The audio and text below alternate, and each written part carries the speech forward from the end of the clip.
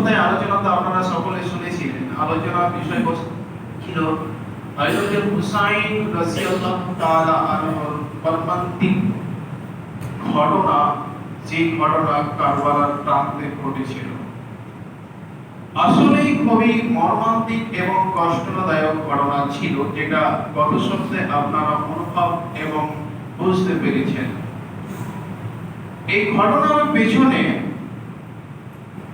যে ব্যক্তিকে নিয়ে আমরা আলোচনার শিরোনাম রেখেছি সেটি হচ্ছে ইয়াজিদ। আপনারা যারা বিষাদ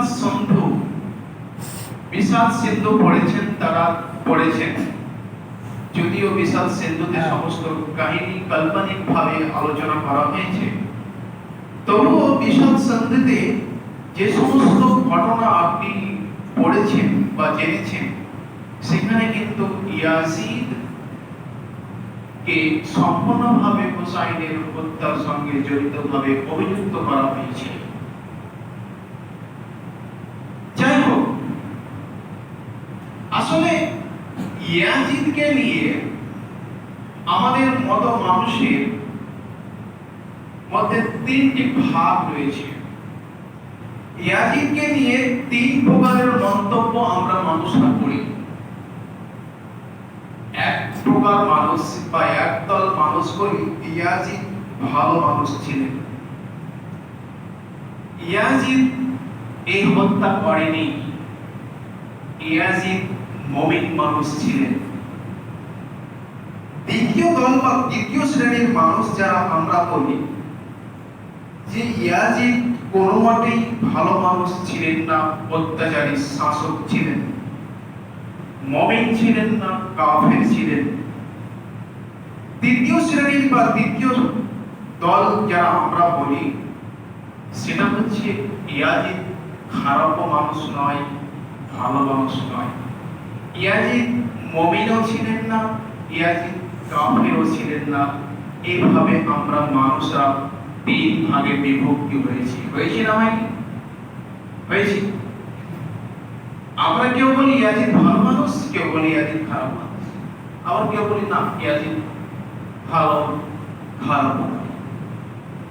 এবারে আমি আপনাদের সামনে যে বিষয়টিকে নিয়ে ক্লিয়ার করতে চাইছি, ইয়াজিদ আসলে এই হত্যার পেছনে দায়ী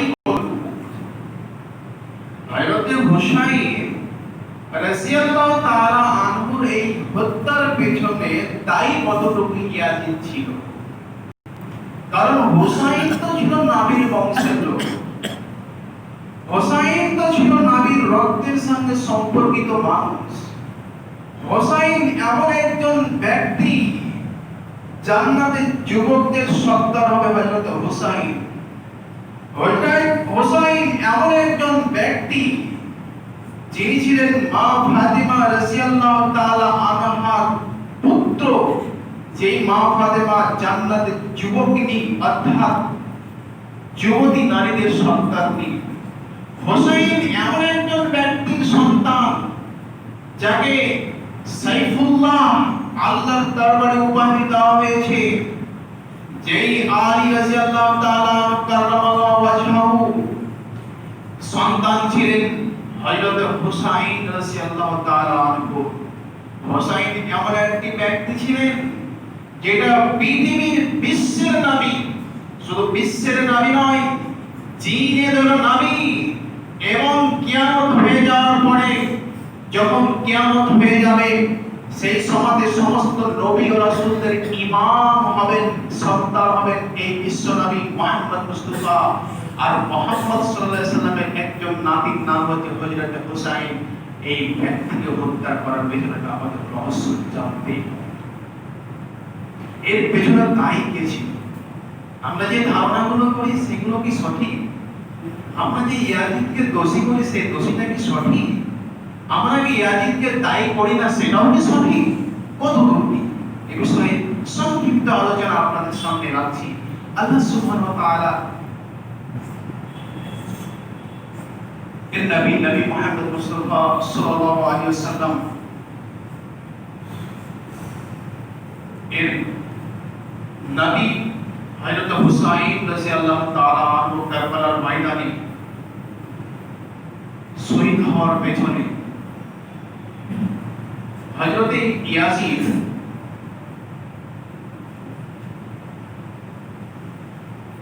এর দোষ সরাসরি ভাবে নেই। কারণ যখন ইয়াজিদ ইবনে জিয়াদ সেনাবাহিনীর প্রধান ইবনে জিয়াদ এর সঙ্গে যখন ৬০০০ সেনাবাহিনী পাঠালেন হযরত হুসাইনকে রোখার জন্য, ইয়াজিদ বলেছিলেন, ইবনে জিয়াদ তুমি যাও, হযরত হুসাইন যেন দামেস্কে বা ইরাকে প্রবেশ না করতে পারে, ওকে বাধা দাও, কিন্তু হত্যা করো না। ইয়াজিদ কে বলল? হুসাইনকে বাধা দাও, হত্যা করো না, মেরো না। ইবনে জিয়াদকে বলে না। কারবালার ময়দানটা হচ্ছে ইরাকে, কারবালার ময়দান হচ্ছে ইরাকে, আর হযরতে ইয়াজিদ আছেন দামেস্কে। অনেকখানি ডিফারেন্স। যেখানে হযরত হুসাইনকে হত্যা করা হচ্ছে এটা হচ্ছে ইরাকের কারবালা ময়দানে, আর ইয়াজিদ মসনদে বসে রয়েছেন, শাসক ক্ষমতায় বসে রয়েছেন দামেস্কে। ইবনে কাইয়্যিম রাহিমাহুল্লাহ তিনি তার বইয়ের মধ্যে নকল করে বলেছেন, ইয়াজিদ যে ৬০০০ লোক পাঠিয়েছিলেন, সেনা পাঠিয়েছিলেন, এই সেনাগুলো কেউ চাইছিলেন না যে আমি হুসাইনকে হত্যা করি। কেউ চাইছিলেন না, কেউ চাইছিলেন না যে আমি হুসাইনকে হত্যা করি, কেউ চাইছিলেন না। সবাই যেন চাইছিলেন কোন একজন ব্যক্তি হুসাইনকে হত্যা করুন, কেউ নিজের ভাবে হত্যা করতে চাইছে। কিন্তু কালক্রমে সীমার নামে একজন সেনাবাহিনী হযরত হুসাইনকে হত্যা করে।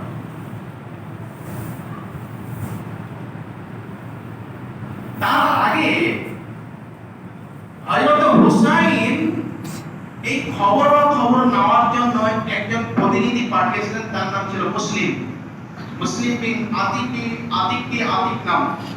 তো মুসলিম নামক ওই ব্যক্তিটাও ইয়াজিদের সেনাবাহিনীরা হত্যা করেছিল। তাহলে এখানে যে কথা আপনি পেলেন ইবনে কাইয়্যিম রাহিমাহুল্লাহ বই থেকে, যে ইয়াজিদ ইবনে জিয়াদকে হুসাইনকে হত্যা করতে বলেনি, আটকাতে বলেছিল। তাহলে এখানে বোঝা যাচ্ছে ইয়াজিদ দোষী ছিলেন না। ইয়াজিদ দোষী ছিলেন না। হত্যা করছে তার সেনাবাহিনীর সেনাপ্রধান ইবনে জিয়াদ আর তার সেনাবাহিনীর একজন সদস্য সীমার নাম একজন ব্যক্তি। এবারে আসি, যারা বলেন যে না ইয়াজিদ একদম মুমিন ব্যক্তি ছিলেন, ভালো মানুষ ছিলেন, আল্লাহ ভীরু ছিলেন, তারাও ভুল পথে আছেন, তারাও বড় ভুল পথে আছেন, অনেক বড় ভুল পথে আছেন। কারণ আপনাকে যুক্তির সাথে বোঝায়, আপনি যখন এই দেশের প্রধানমন্ত্রী, আপনি একজন ব্যক্তিকে বললেন যে ওই ব্যক্তিকে তোমরা আটকাবে, হত্যা করবে না, বা আমাকেই পাঠালেন যে কামালউদ্দিনকে হত্যা করবে না, বাধা দিলে রুখবে। আমি সেখানে আপনার কথার উল্টো দিক করে আমি কামালউদ্দিনকে হত্যা করলাম, এবং আমার সেনাবাহিনীর মধ্যে থেকে একজন সেনাবাহিনী হত্যা করলো। তাহলে আপনাকে প্রশ্ন করি, যদি আপনি দেশের শাসক হন, প্রধানমন্ত্রী হন, তাহলে আপনার পরোক্ষ ভাবা উচিত ছিল যে হত্যা করলো এবং যারা হত্যা করলো তাদের ফাঁসি দেওয়া উচিত ছিল না? কি ছিল না? উচিত ছিল। ইবনে জিয়াদ এবং সেমাকে ফাঁসি দেওয়া উচিত ছিল ইয়াজিদের, কিন্তু ইয়াজিদ সেটাও করেনি। এর জন্য ইয়াজিদকে পরোক্ষভাবেও দায়ী করা যেতে পারে। ডাইরেক্ট দায়ী না করা গেলেও পরোক্ষভাবে ইয়াজিদকে দায়ী করা যেতে পারে। কারণ ইয়াজিদ যদি সাই না দিলেন তাহলে তাদেরকে কেন শাস্তি দিলেন না? ইমাম আহমদ বিন হাম্বল নাম শুনেছেন? চারজন ইমামের মধ্যে একজন ইমাম আহমদ বিন হাম্বল। ইমাম আহমদ বিন হাম্বল তিনি বলছেন, এবং অনেক বড় বড় আলেম মুহাদ্দিসরা তিনারা বলেছেন, মিজানুল ইতিদাল, ইতিদাল মিজান, তাকরিবুত তাহবিব, তাহবিবুত তাকরিব, তাকরিবুত তাহজিব, তাহজিবুত তাকরিব, এই সমস্ত বইগুলো আরবি বইগুলো, যে আপনারা সাধারণ মানুষ তো বাংলা তো একটা পড়বেন আর এমনি ফটোগ্রাফি করবেন, আরবি ভাষা আপনারা বোঝেন না, অনেক ক্ষেত্রে আপনাদের অনেক ভুলভাল হয়ে যেতে পারে। তো এই সমস্ত বইগুলোতে সমস্ত ফুকাহারা, সমস্ত বড় বড় আলেমরা মত প্রকাশ করতে গিয়ে তিনারা বলেছেন, ইয়াজিদের হাদিস ইসলাম ধর্মে কবুল করা যাবে না। তাহলে ইয়াজিদের হাদিস যদি গ্রহণ না করা যায়, তাহলে ইয়াজিদ ভালো মানুষ ছিলেন না। ইয়াজিদের হাদিস যদি গ্রহণ করা না যায়, তাহলে ইয়াজিদ ভালো মানুষ ছিলেন না। তাহলে তার হাদিস গ্রহণ করা যাবে না কেন? অতএব এখান থেকে আপনাকে বলতে চাই, যারা মনে করেন যে ইয়াজিদ একদম ডাইরেক্টলি হত্যার সঙ্গে জড়িত, তারা ভুল কথা আছেন। আর যারা মনে করেন যে ইয়াজিদ মুমিন মানুষ ছিলেন, জান্নাতি মানুষ ছিলেন, পরেশগার মানুষ ছিলেন, পাক্কা আল্লাহওয়ালা ছিলেন, কোন দোষ করেনি, তারাও ভুল পথে নিয়োজিত। ইয়াজিদ ভালো মানুষও ছিলেন না, ইয়াজিদ খুবই খারাপ মানুষও ছিলেন না। এইভাবে আপনাকে মনে বিশ্বাস রাখতে হবে। কিন্তু ওনাকে মুমিন বলা যাবে না। যতটুকু আমার থাকে, এবং আমি যতটুকু করে দেখেছি, আমার ভুল হতেও পারে, ভুল হবে না আমি সেটা বলছি না, ভুল হতেও পারে। যতটুকু এখন পর্যন্ত জেনেছি, তাতে ইয়াজিদ মুমিনও ছিলেন না এবং কাফের ছিলেন।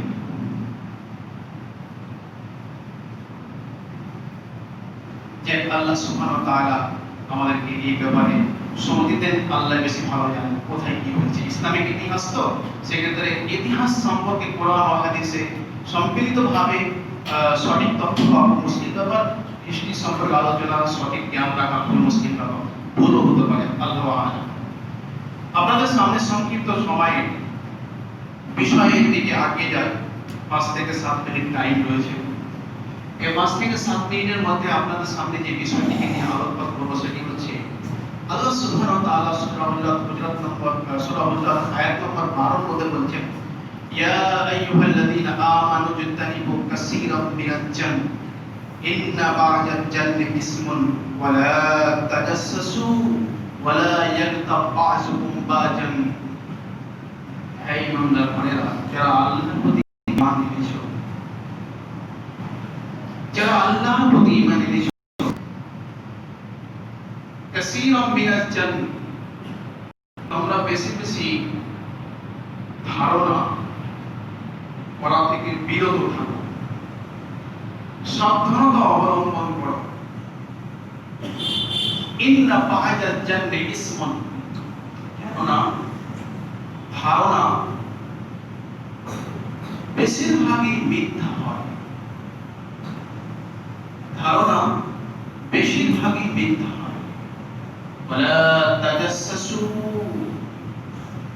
তোমরা এক অপরের কথা কান লাগিয়ে শোনো না।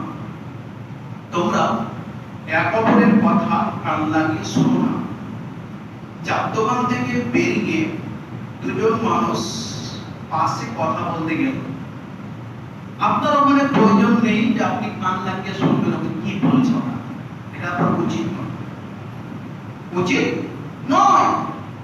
ও কথা বলতে পারে ওর ফ্যামিলি নিয়ে, উনি কথা বলতে পারেন ওনার স্ত্রীকে নিয়ে, উনি কথা বলতে পারেন ওনার মেয়ের বা ছেলের গোপন কথা নিয়ে।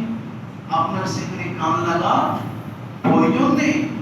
আল্লাহ সুবহানাহু ওয়া তাআলা কোরআনে বলছেন, ওয়ালা ইয়াগতাব বা'যুকুম বা'জান, এবং তোমরা একে অপরের গোপন দোষ অনুসন্ধান করো না। আল্লাহ সুবহানাহু ওয়া তাআলা এখানে দুটি কথা উল্লেখ করলেন। একটি কথা উল্লেখ করলেন যে তোমরা এক অপরের কথা কান লাগিয়ে শোনো না, কান লাগিয়ে শোনা যাবে না। আর তোমরা এক অপরের গোপন দোষ অনুসন্ধান করো না।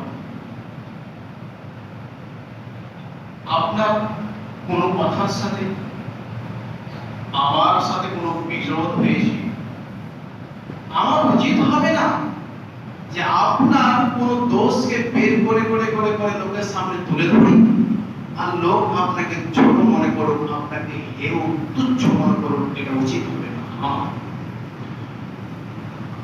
আল্লাহ সুবহানাহু ওয়া তাআলা এবং তার রাসূল যে সমস্ত কাজগুলো থেকে কঠিনভাবে জোরালোভাবে নিষেধ করেছেন, তার মধ্যে উল্লেখযোগ্য হচ্ছে গোপন কথা অনুসন্ধান করা। গোপন কথা অনুসন্ধান করে মানুষকে ছোট করা হয়, হেয় তুচ্ছ করা হয়, যা গোপন কথা অনুসন্ধান করে মানুষকে ছোট করা হয়, হেয় তুচ্ছ করা হয়, যা ইসলামে হারাম।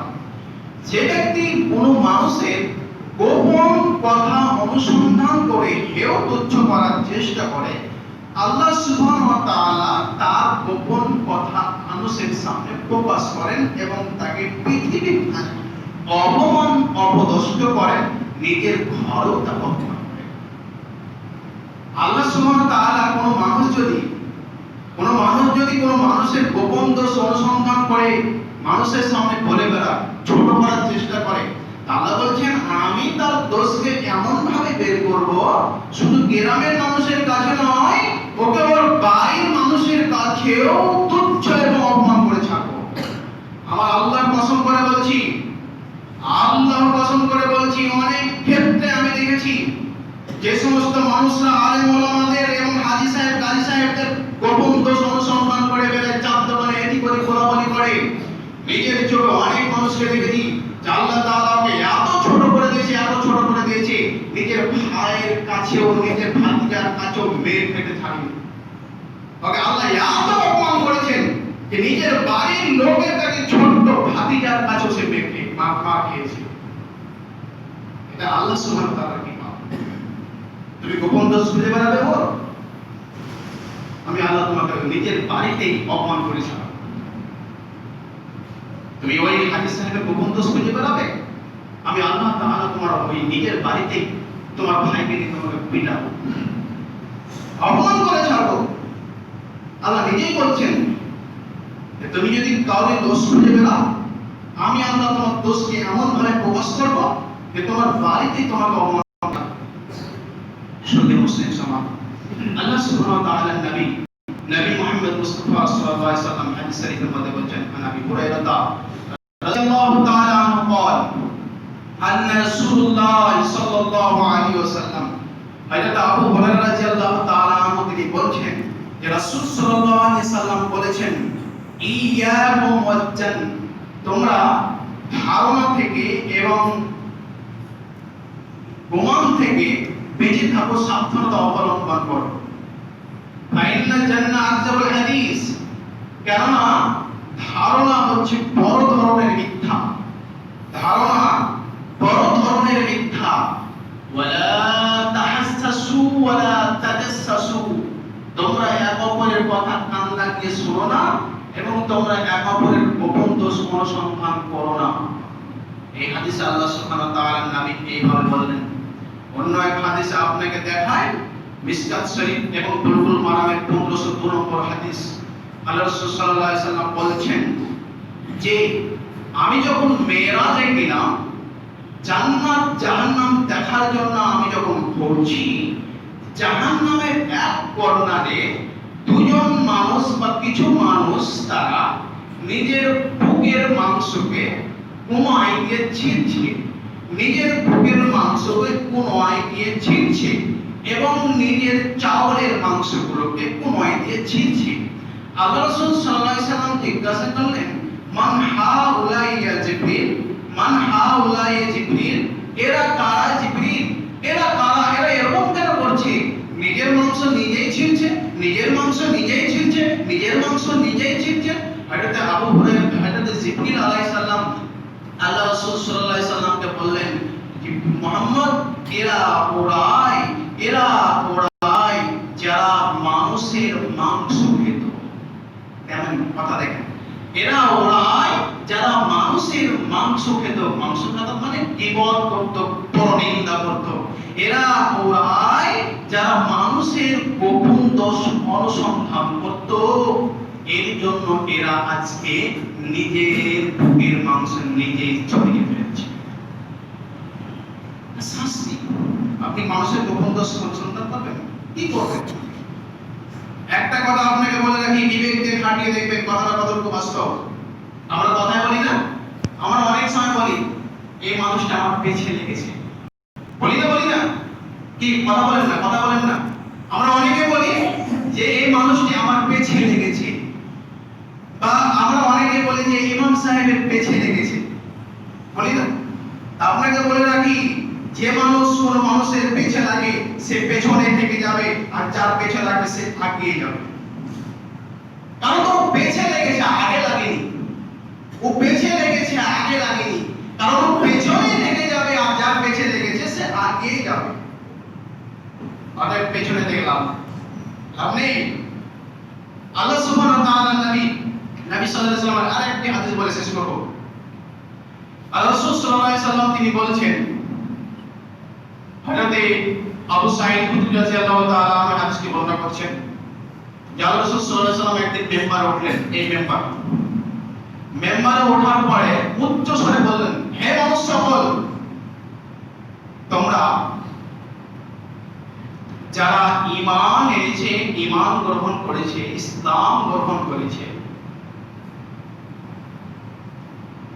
গ্রহণ করার পরেও যাদের অন্তরের গভীরতায় ইসলাম বা ঈমান পৌঁছায়নি, বুঝতে পেরেছেন কথাটা? ইসলাম গ্রহণ করেছে কিন্তু তাদের অন্তরের গভীরতায় ঈমান প্রবেশ করেনি, পৌঁছায়নি। আর যাদের অন্তরে ঈমান পৌঁছে গেছে, গভীরতায় পৌঁছেছে, অর্থাৎ মুমিন মানুষ, তোমরা মুমিনদের পেছনে লেগো না, মুমিনের দোষ অনুসন্ধান করো না, মুমিনের কোন কথা, কষ্টদায়ক কথা মানুষের সামনে বলো না। তোমরা যদি এটা করো, আল্লাহ সুবহানাহু ওয়া তাআলা তোমার দোষকে এমন ভাবে টেনে ধরবেন, তোমার গৃহে তোমাকে অপমান করে ছাড়বেন, তুমি যদি গুহায় লুকিয়ে থাকো। একদম সেই হাদিস, বুঝতে পেরেছেন? মুমিনের দোষ, যার মধ্যে ইসলাম রয়েছে, ঈমান রয়েছে। আজকে তো দেশের মাটিতে আপনি চারিদিকে তাকিয়ে দেখেন যে মদ খোরের দোষ মানুষ ধরে না, বিড়ি খোরের দোষ মানুষ ধরে না, গাঁজা খোরের দোষ মানুষ ধরে না, যারা অন্য মেয়েদের সঙ্গে ইন্টিমেন্টি করে তাদের দোষ মানুষ ধরে না। কিন্তু ইমাম সাহেব একটু ভুল করলেন,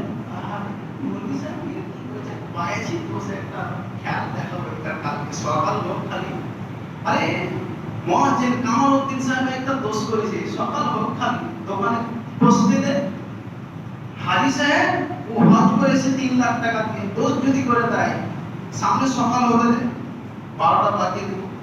এভাবে চলে। খারাপ মানুষের পেছনে মানুষ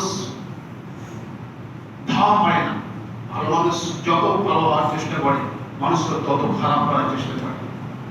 অতএব আপনাকে বলবো, আপনার সুবিধার্থে, আপনার লাভের জন্যই, আপনার ক্ষতি না হয় এই জন্যই, আপনার স্বাধীনতা বলার জন্যই বলছি, যারা লোকের দোষ অনুসন্ধান করে বেড়ান, লোকের দোষ অনুসন্ধান করে এখানে ওখানে বলে বেড়ার চেষ্টা করেন, মানুষকে হেয় তুচ্ছ মনে করেন, হেয় তুচ্ছ মনে করার জন্য মানুষের সামনে বলে বেড়ায়, মানুষকে অপমান করার চেষ্টা করেন, মানুষকে চাকরি থেকে বিচ্যুত করে দেওয়ার চেষ্টা করে বেড়ান, তাদেরকে বলছি, আপনি যদি নিজের অপমানকে ঢাকতে চান, অবিলম্বে এই পথকে বেরিয়ে করুন, অবিলম্বে এই পথ থেকে আপনি বেরিয়ে আসুন। বাজে আল্লাহ আপনাকে ধ্বংস করে ছাড়বেন, আল্লাহ আপনাকে ধ্বংস করে ছাড়বেন। আল্লাহ সুবহানাহু ওয়া তাআলার কাছে দোয়া করি, আল্লাহ তুমি আমাদেরকে সমাধি দাও, কোরআন ও হাদিস বুঝার তৌফিক দাও। আল্লাহ যে সমস্ত আলোচনা করা বললাম আমাদেরকে মানার এবং